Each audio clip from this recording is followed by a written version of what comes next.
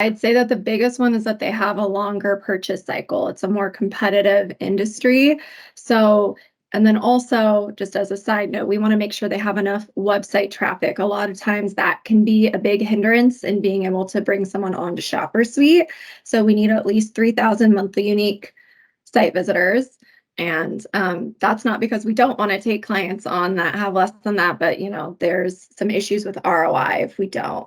But the industries that work well would be like automotive, that's very competitive, home improvement, financial, HVAC, which goes kind of with home improvement, education is a big one, and then along many others.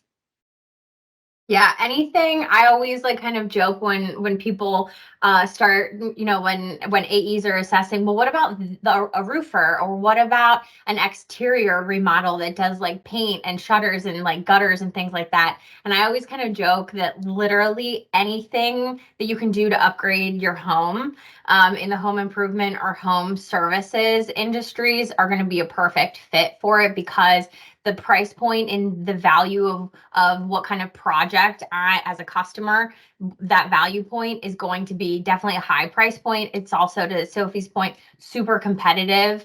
I'm going to get quotes from half a dozen different window installers before I make that purchase. So making sure that your client stays top of mind and is really kind of selling the potential customer on their unique value proposition as a business, as opposed to anyone else that they're competitively assessing within the space, is super important.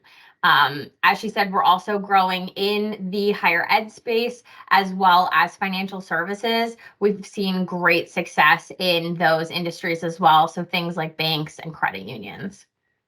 I understand bridging the gap, but if I'm a credit union, for example, and I pay for ShopperSuite per month, what am I actually getting? What am I looking at every single month?